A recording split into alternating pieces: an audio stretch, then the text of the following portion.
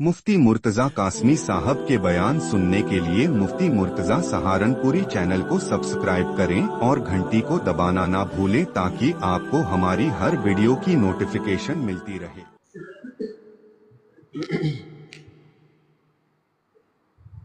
अऊज़ु बिल्लाहि मिनश शैतानिर रजीम। बिस्मिल्लाहिर रहमानिर रहीम। रब्बना ला तुज़िग़ क़ुलूबना बअद इज़ हदैतना वहब लना मिन लदुनका रहमह इन्नका अंतल वह्हाब। रब्बना इन्नका जामिउन नासि लियौमिन ला रैब फीह इन्नल्लाहा ला युख़्लिफ़ुल मीआद। إن الذين كفروا لن تغني عنهم أموالهم ولا أولادهم من الله شيئا وأولئك هم وقود النار كدأب آل فرعون والذين من قبلهم كذبوا بآياتنا فأخذهم الله بذنوبهم والله شديد العقاب۔ صدق الله ومولانا العلي العظيم وصدق رسوله النبي الكريم ونحن على ذلك لمن الشاهدين والشاكرين والحمد لله رب العالمين۔ بسم اللہ الرحمن الرحیم۔ شروع اللہ کے نام سے جو بڑا مہربان نہایت ہی رحم کرنے والا ہے۔ اے ہمارے پروردگار، ہمارے دلوں کو ٹیڑھا نہ کر بعد اس کے کہ ہم کو ہدایت آپ نے ہمیں ہدایت دی ہے، اور ہمارے لیے عطا کر اپنے پاس سے خاص رحمت۔ بلا شبہ آپ بڑے عطا فرمانے والے ہیں۔ اے ہمارے پروردگار، بلا شبہ آپ تمام لوگوں کو میدان حشر میں جمع کرنے والے ہیں، ایسے دن میں جس میں ذرا بھی شبہ نہیں ہے، شک نہیں ہے۔ بے شک اللہ تبارک و تعالی خلاف نہیں کرتے اپنا وعدہ۔ بلا شبہ وہ لوگ جنہوں نے کفر اختیار کیا ہے، ہرگز ان کا مال کام نہیں آئے گا، نہ ان کی اولاد کام آئے گی اللہ کے مقابلے میں کچھ بھی، اور یہی لوگ جہنم کا سوختہ ہے۔ یہ اسی طرح ہے جیسے فرعون والے اور وہ لوگ جو ان سے پہلے انہوں نے جھٹلایا ہماری آیتوں کو، پھر اس کے بعد ان کو اللہ نے پکڑ لیا ان کے گناہوں کے سبب، اور اللہ تبارک و تعالیٰ کی پکڑ بہت سخت ہے، اس کی سزا بڑی سخت ہے۔ الحمدللہ آپ حضرات سورہ آل عمران سن رہے ہیں، کلام پاک کی تفسیر آپ حضرات سن رہے ہیں۔ یہ اللہ رب العزت کا آپ کے اوپر خاص رحمت اور خاص عنایت اور اللہ کی طرف سے یہ عطا کیا ہوا ہے۔ اللہ رب العزت ہمارے سب کے بیٹھنے کو قبول فرمائے۔ یہ تفسیر، یہ قرآن کی وضاحت اور یہ کلام پاک کی مجلس ہمارے ایمان میں اضافہ کرتی ہے، اعمال میں اضافہ کرتی ہے، اعمال کو مضبوط کرتی ہے۔ اس لیے یہ اللہ تبارک و تعالیٰ کی عنایت اور خاص رحمت ہے کہ ایک مہینے کے بعد پھر سے اللہ رب العزت نے ہمیں قبول فرمایا، اور اللہ رب العزت نے اپنے گھر میں کلام پاک کی تفسیر سننے کے لیے ہم سب کو جمع فرمایا ہے۔ یہ اللہ تبارک و تعالیٰ کی طرف سے ہمیں ملا ہے۔ اللہ رب العزت اپنی بارگاہ میں قبول فرمائے۔ سورہ آل عمران کی آیت نمبر 8 اور 9، 10، 11 یہ 4 آیتیں آپ حضرات کے سامنے تلاوت ہے۔ ان آیتوں سے پہلے کلام پاک کی جو تفسیر گزری ہے وہ نجران کا 60 آدمیوں کا، عیسائیوں کا وفد جو پیغمبر جناب حضرت نبی کریم صلی اللہ علیہ وسلم کی خدمت اقدس میں حاضر ہو کر دین کی، اپنے مذہب کی، عیسائی مذہب کی کچھ باتیں لے کر آیا ہے، اور फिर उसके कलाम पाक ने उसके जवाब दिए हैं और यूं फरमाया कि अल्लाह रब्बुल इज्जत की ये किताब, ये कलाम पाक दुनिया के अंदर जितने पैगंबरों को किताब चाहे छोटी मिली हो या बड़ी मिली हो, उन सब को सच्चा बताती है। उन सब की आयत बरहक है, उन सब पर ईमान लाना बरहक है। तुम्हारी सब किताबें बरहक है और ये कलाम पाक ये बता रही है, ये अल्लाह की तरफ से नबी करीम सल्लल्लाहु अलैहि वसल्लम को दिया हुआ एक मौजिज़ा है और इस उम्मत के लिए और पूरी दुनिया के लिए हिदायत की किताब है। और फिर ये भी फरमाया कि इस कलाम पाक में दो तरह की आयतें हैं, एक मुहकम आयतें हैं, एक मुतशाबहात आयतें हैं। मुहकम आयतें तो वो हैं जो कुरान पाक की असल है, और जो मजबूत आयतें हैं, मजबूत का मतलब कि जब आप उनके तर्जुमों को सुनेंगे, उनकी तफसीर आपके खुद ब खुद समझ में आ जाएगी, उनका अमल आपके खुद ब खुद समझ में आ जाएगा। कुछ आयत इसमें कलाम पाक में ऐसी है और कुछ कलाम पाक की आयतें ऐसी है जो मुतशाबहात है, जो बगैर किसी हदीस के या बगैर किसी आलिम के आप उन कुरान पाक की आयतों को समझ नहीं सकते हैं, या वो आयतें ऐसी हैं कि जिनकी मुराद और जिनकी तफसीर अल्लाह रब्बुल इज्जत के अलावा कोई नहीं जानता है। जैसे अलिफ लाम मीम स्वाद यासीन काफ ताहा, ये जो हरूफ मुक़त्तात हैं, ये कलाम पाक की क्या है, मुतशाबहात। या वो आयतें जिसमें फरमाया कलिमतुम मिन, यानी हजरत ईसा अलैहिस्सलाम के बारे में यह आया कि हजरत ईसा अलैहिस्सलाम अल्लाह के कलमाए कुन है और अल्लाह की रूह है। यानी जिस तरीके से अल्लाह रब्बुल इज्जत ने पूरी दुनिया को रूह दी है, वही रूह अल्लाह ने हजरत ईसा अलैहिस्सलाम को दी है। तो ये मुतशाबह आयतें थी, लेकिन ईसाइयों ने इस आयत का मतलब ये समझ लिया कि जो रूह अल्लाह के अंदर है वही रूह हजरत ईसा के अंदर है। यहां से उन्हें उनका दिल टेढ़ा चल गया और वो दीन के अंदर टेढ़े चल गए। उन्होंने ये कहना शुरू कर दिया कि हजरत ईसा अलैहिस्सलाम खुदा है, नऊजुबिल्लाह। तो उनको यहां से ये चीज समझ में नहीं आई, हालांकि ये मुतशाबह आयतें थी।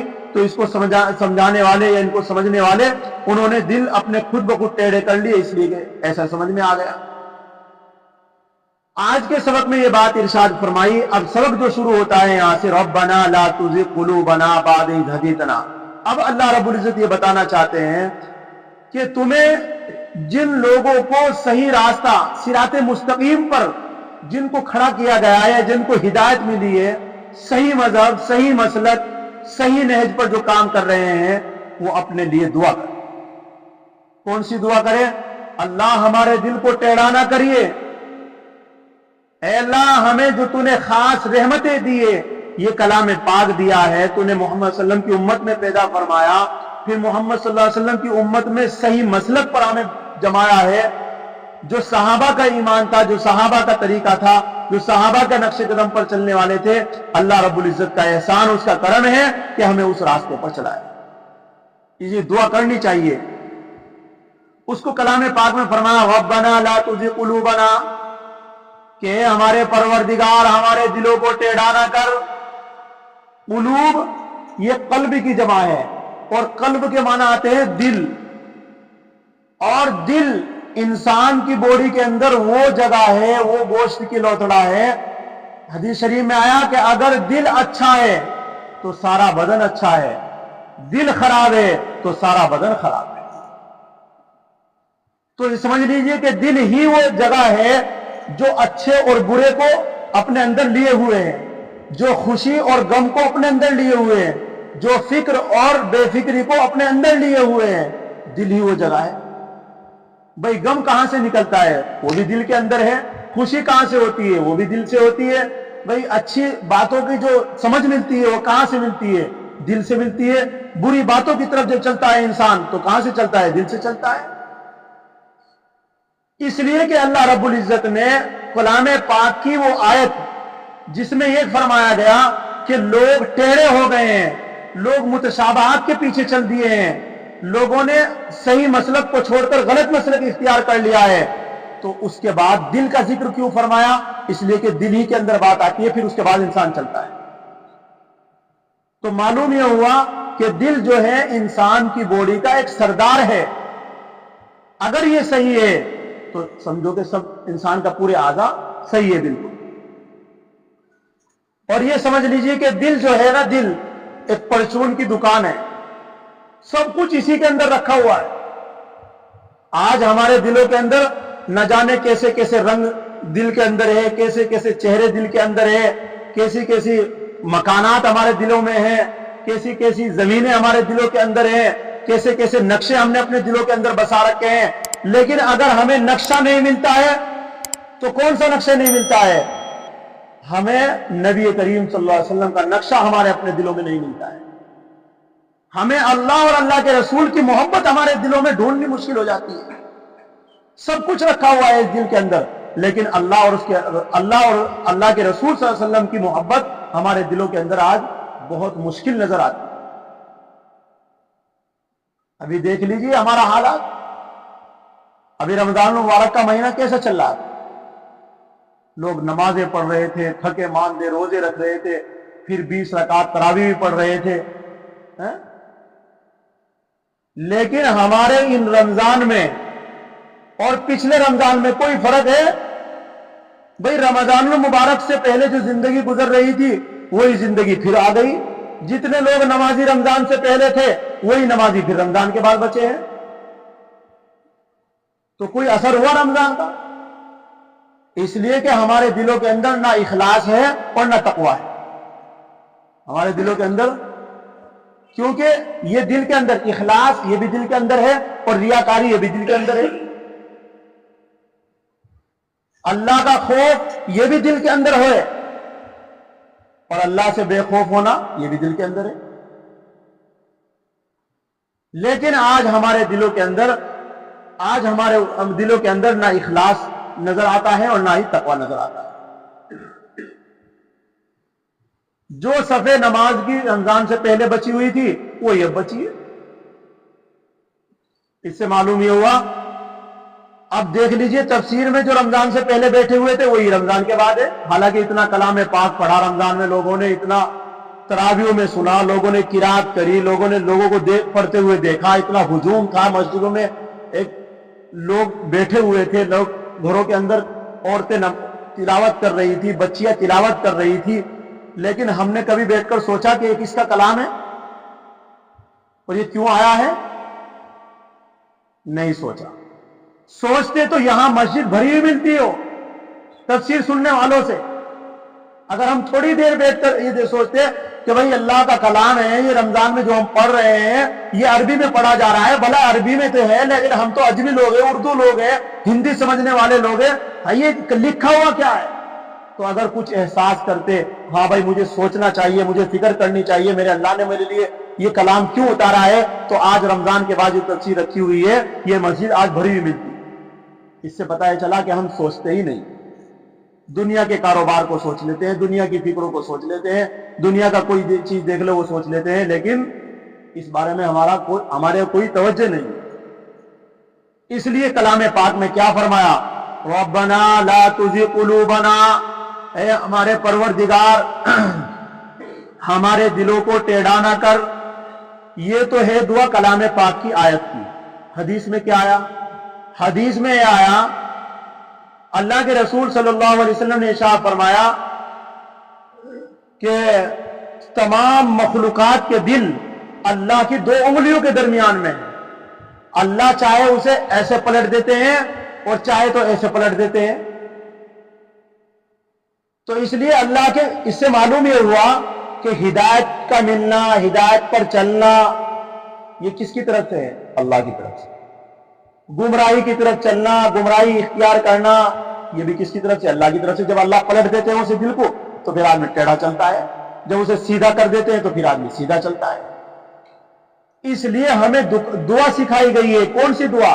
حدیث کے اندر آیا یہ دعا کیا کرو، یا اللہم یا مقلب القلوب ثبت قلوبنا علی دینک، اے دلوں کے الٹنے پلٹنے والے ہمارے دلوں کو دین پر جما دے۔ یہ دعا کرنی چاہیے اردو میں کر لو، اگر عربی میں اس طرح کی یاد نہیں ہے تو یہ دلوں کے الٹنے پلٹنے والے ہمارے دلوں کو دین پر جما دے. یا مصرف القلوب صرف قلوبنا علی طاعتک، اے دلوں کے پھیرنے والے ہمارے دلوں کو پھیر دے اپنی اطاعت کی طرف. یہ تو ہے حدیثی دعا. اور قرآن کی کیا دعا ہے؟ جامع اور مانے. اگر آپ جس راستے پر چل رہے ہیں، جس ہدایت پر چل رہے ہیں، 5 وقت کی نماز ہے، کلام پاک کی روزانہ تلاوت ہے، اللہ کے راستے کی محنت ہے، اگر یہ راستہ آپ کو ملا ہوا ہے تو پھر آپ کو دعا کرنی پڑے گی. ربنا لا تزغ قلوبنا بعد اذ ہدیتنا وہب لنا من لدنک رحمہ انک انت الوہاب. یہ دعا آپ کو مانگنی پڑے گی اگر آپ کو اسی راستے پر چلنا ہے، نہیں تو راستہ پھر بدل بھی سکتا ہے. بہت سارے لوگ دنیا میں ایسے آئے جو صحیح راستے پر چلے پھر بدل گئے، جنہوں نے 4 مہینے لگائے پھر وہیں چلے گئے جہاں سے آئے تھے، جس گمراہی سے آئے تھے پھر وہیں چلے گئے.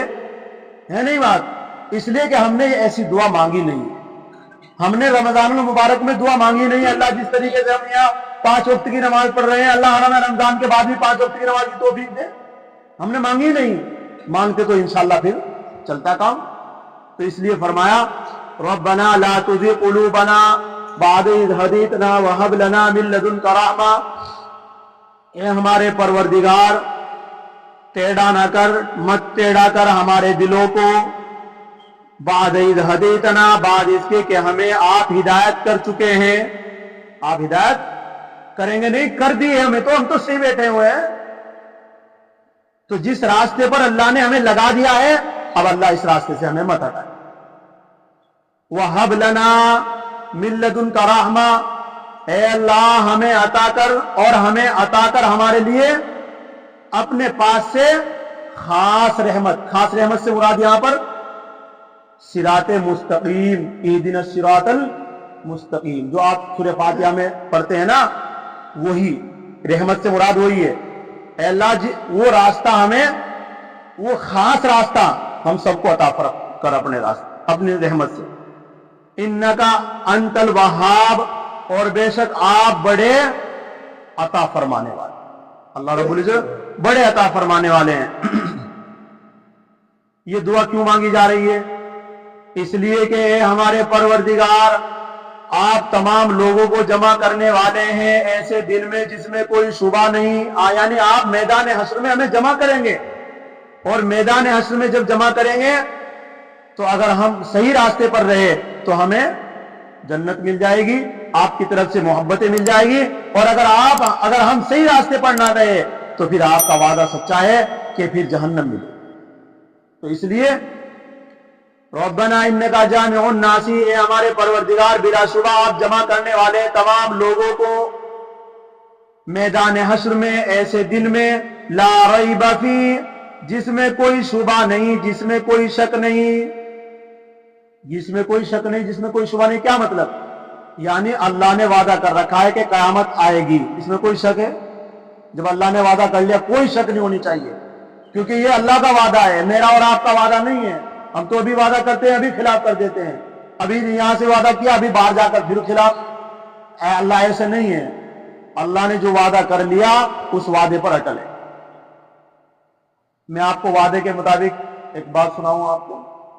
حضرت ادریس علیہ السلام، میں ایک دن واقعہ پڑھ رہا تھا کہ ان کے پاس ملک الموت آئے، اور ملک الموت آ کر کے جب بیٹھے بات کر رہے تھے، کیونکہ پیغمبروں کے پاس آتے جاتے تھے ملک الموت، تو حضرت ادریس علیہ السلام نے کہا کہ مجھے موت کا ذائقہ چکھنا ہے، مجھے موت کا ذائقہ چکھنا ہے.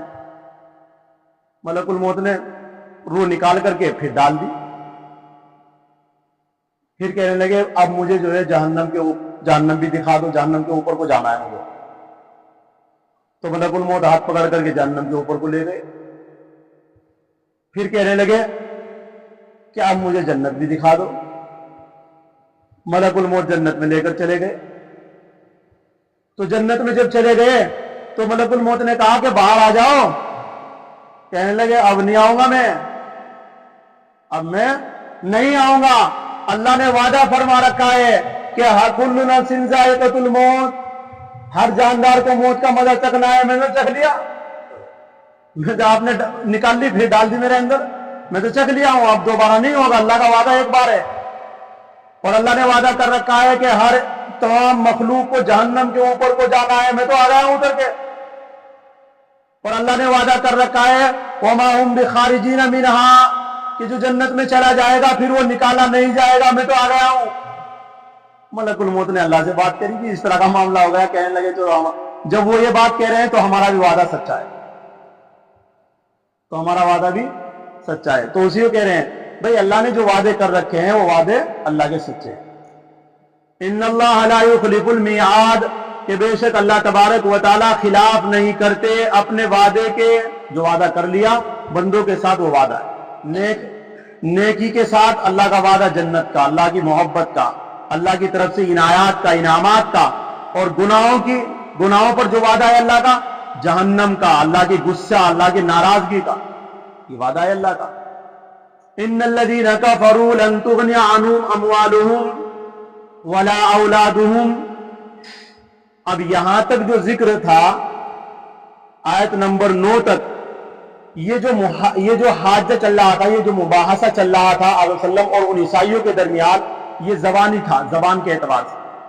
اب ہے تلوار کے اعتبار سے, اب آگے چل رہا ہے صاحب. اللہ رب العزت نے کہا ان الذین کفروا, جن لوگوں نے کفر اختیار کیا, جن لوگوں نے قرآن پاک کو چھوڑ دیا, اے میرے پیغمبر تیری امت سے نکل گیا, یعنی حضرت عیسیٰ علیہ السلام کو ماننا ہے اب تک بھی, وہ ٹیڑھا ہو گیا, گمراہ ہو گیا.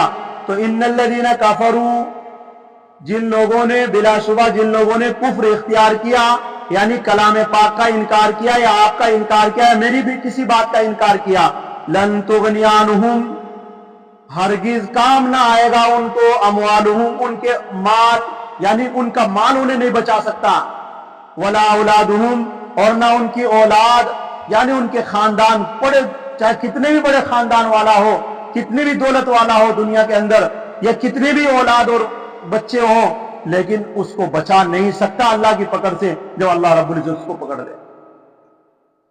من اللہ شیئا, اللہ کے مقابلے میں کچھ بھی نہ. دنیا میں اللہ رب العزت جب دنیا میں کسی کو پکڑتے ہیں تو نہ اللہ کے ہاتھوں سے دنیا میں کوئی چھوٹ سکتا ہے اور نہ آخرت میں چھوٹ سکتا ہے.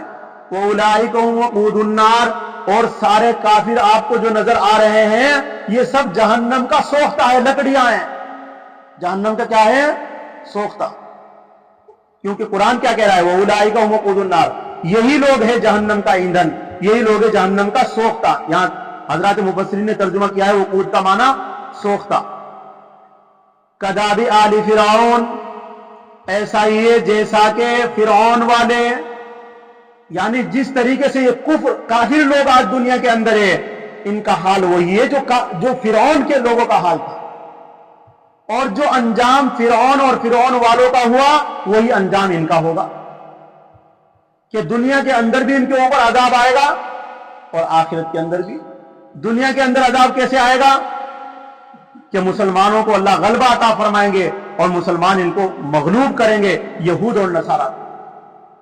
ابھی آنے والی قیامت کا منظر, ابھی قیامت قریب ہے بہت, تو پھر دیکھنا ہی نہیں یہودیوں کا, جو آج یہ بڑھ چڑھ کر کہ دنیا کے اندر آج جو توتی بول رہی ہے ان کی, یہ ختم ہوں گے سب. یہاں تک لکھا کہ حدیثوں کے اندر آیا کہ اگر کسی درخت کے پیچھے لک جائیں گے, چھپ جائیں گے, تو درخت بول کر بتائے گا میرے پیچھے یہودی ہے, اس کو قتل کرو. تو یہ ہونے والا ہے, دنیا کے اندر کا عذاب ہے, آخرت میں جو عذاب ہے وہ تو الگ ہے. اس لیے فرمایا کہ یہ ایسا ہی ہے جیسا کہ فرعون والے, والذین من قبلہم, اور وہ لوگ جو ان سے پہلے گزرے, کذبوا بآیاتنا, انہوں نے جھٹلایا ہماری آیتوں کو. آیتوں کا مطلب ہماری کسی بات کا انکار کر دینا, سمجھو کہ یہ کفر کے اندر چلا جانا. فَأَخَذَهُمُ اللَّهُ بِذُنُوبِهِمْ, پھر ان کی داروگیر کی اللہ نے ان کے گناہوں کے سبب, یعنی ان کو پکڑ لیا, فرعون والوں کو سب کو پکڑ لیا. پھر کام پکڑا تھا سمندر کے اندر, دریا کے اندر پکڑ لیا تھا, نہیں کوئی چھڑا سکا پھر اس کو, نہ اس کی سلطنت کام آئی, نہ اس کی دولت کام آئی, نہ اس کا پوری فوج کام آئی, کوئی اس کو نہیں بچا سکا فرعون کو اور فرعون کے لشکر کو. واللہ شدید العقاب, اللہ کا ایسا ہی زبردست سزا ہے دنیا کے اندر بھی اور آخرت کے اندر. اس لیے بھائیو, آج کے اس وقت میں ایک بات تو یہ ہے کہ کفر سے بچو, شرک سے بچو, पूरी कोशिश करे। और हदीस शरीफ में आया कि इंसान ईमान की हलावत का मजा जब आता है मुसलमान को कि जब वो कुफ्र के अंदर जाने को ऐसा महसूस करे जैसे आग के अंदर कूद जाना नफरत करता है ना, वो आग में कूद जाने को, इसी तरीके से वो कुफ्र में जाने से नफरत करे, तब ईमान का मजा है। अल्लाह तबारक व तआला हम सबको इन बातों पर अमल करने की तौफीक नसीब फरमाई। और भाई ये दुआ जो आज के जो सबक में जो दुआ आई है, इस दुआ को 5 वक्त की नमाज में से किसी एक नमाज की दुआ में जरूर 5 वक्त में हो जाए तो अच्छी बात है, नहीं तो रोजाना इसका मामूल बनाओ, इंशाअल्लाह फिर मौत ईमान पर आएगी। अल्लाह तबारक व तआला हम सब का ईमान पर खात्मा नसीब फरमाए। अल्हम्दुलिल्लाहि रब्बिल आलमीन। अल्लाहुम्मा सल्ली अला सय्यिदिना